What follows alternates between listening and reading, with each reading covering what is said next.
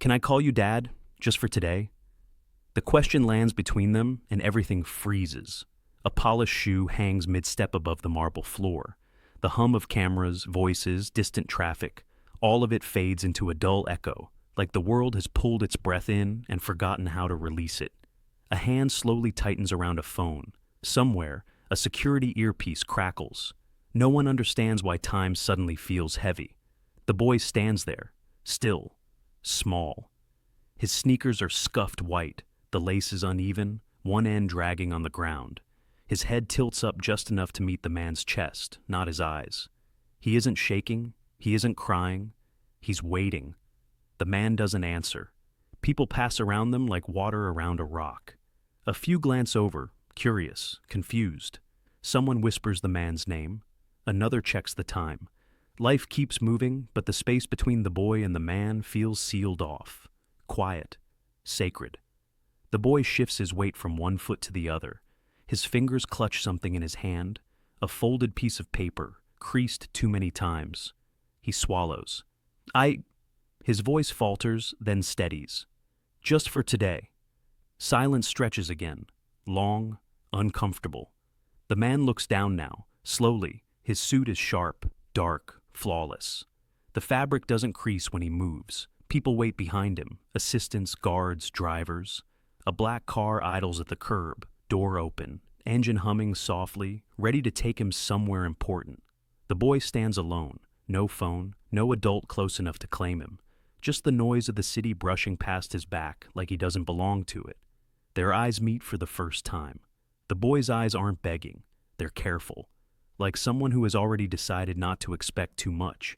His mouth presses into a straight line, not from anger, but from practice. The man feels something tighten in his chest, sharp, sudden. He doesn't reach for it. He doesn't name it. He barely breathes. "I won't be long," the boy adds quickly, almost apologetic. "I promise." The man opens his mouth. Nothing comes out. His jaw locks. His shoulders stiffen. The instinct rises fast. Say no. Step away. Let someone else handle this. This is not his place, not his role, not his problem. But his feet don't move. The boy lowers his hand, then lifts it again, uncertain. "It's okay if not," he says. "I just thought I could ask." The man hears a laugh somewhere behind him. Not cruel, just awkward. Someone clears their throat. The world waits. The man's throat tightens for reasons he doesn't understand. A memory brushes past the edge of his mind. No images, just a feeling. Something unfinished. Something he stepped away from once. He looks at the boy's hand. Small. Empty. Still holding hope like it might slip if he loosens his grip. He should leave. He doesn't. The moment stretches, fragile as glass. And in that silence, something begins to shift, quietly, dangerously, toward a choice that cannot be taken back. He doesn't know why his heart. The answer doesn't come as a full sentence. It comes as a breath, a small nod, a pause that leans toward yes instead of away. "For today," the man says quietly. The words sound strange in his mouth, like he's trying on a name that doesn't belong to him. The boy doesn't jump. He doesn't laugh. His shoulders simply drop, like he's been holding them up for a long time without realizing it. A small smile appears, not wide, not loud. Just enough to say, "Thank you." He steps closer, careful not to touch yet, as if permission might disappear if he moves too fast. They sit on a low concrete wall near the building, away from the crowd. The city moves in front of them, cars gliding past, shoes tapping pavement, lives continuing as if nothing important is happening here. Someone hands them food in a paper bag, nothing fancy. Something warm. They eat side by side. The boy takes small bites, neat and polite. He looks over, glances down, then speaks again. "Dad?" The word is soft, almost afraid of itself. The man freezes for half a second, then, "Yeah," he answers, barely audible. The word hits him harder the second time, and the third. They walk. No destination, just forward. Their steps fall into a rhythm, the boy matching his pace without trying. He talks about school, about a math test he thinks he failed, about a drawing he's proud of that no one hung up. He mentions Father's Day casually, like it's just another date on a calendar. Everybody else had someone, he says, staring at the sidewalk. I watched. The man listens. He doesn't interrupt. He doesn't offer solutions. He isn't used to this kind of quiet honesty. Being needed like this, emotionally, without conditions, feels unfamiliar, heavy. They stop at a crosswalk, red light. The boy looks up. Is your job hard? He asks. Yes, the man says. Mine too, the boy replies. School's like a job. The man almost smiles. A memory cuts through him suddenly. Not vivid, just sharp. A small room, a closed door, a voice calling his name while his phone vibrated in his hand. A choice he made without thinking it would last forever. The boy tugs lightly at his sleeve. Not urgent, just checking. You still here, Dad? Yes, the man says quickly, too quickly. He swallows. He wants to stop this, to tell the truth before it roots itself too deep, to protect them both from what comes after today. But the boy keeps walking, keeps talking, keeps calling him Dad like it's the most natural thing in the world. And the man lets him. Because for the boy, this isn't a game. This isn't a lie dressed up for comfort. It's a real day, a real memory. Something he might carry long after today fades into tomorrow. A phone buzzes in the man's pocket. Once, twice, insistent now. He doesn't answer. They reach the end of the street where paths split. The building waits behind them. So does the clock. The boy slows, looks up again. Dad, he says, softer than before. Can I ask you something? The man's chest tightens. He already knows. Whatever comes next will break the fragile balance they're standing on. Sure, he says, even as time slips closer. And with that one question, the truth edges closer than either of them is ready for. Something is about to end, or begin. The boy's small voice trembles slightly, but it carries more weight than any crowd of people could.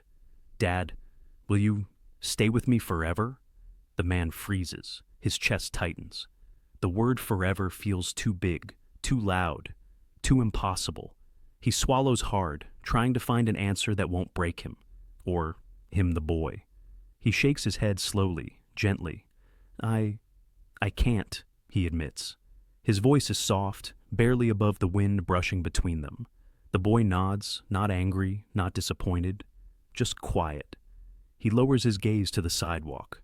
For a moment, it looks like he might crumble, but he doesn't. I didn't think you would, he says. I wanted today. That's enough. The man's heart cracks. He wants to look away, to hide behind his suit, his wealth, his world. But something in that little face, so brave, so patient, so alone, holds him in place. Today, he whispers almost to himself. Today, I can stay. They sit together again on the same low wall. The city hums around them, alive and unbothered. The boy leans slightly against him, tentative, testing if this moment is real. The man doesn't move away. He doesn't speak much. He just lets the presence of this small human being fill a space he didn't know was empty. Minutes pass. They eat the last bites of their simple meal, sharing smiles that don't need words.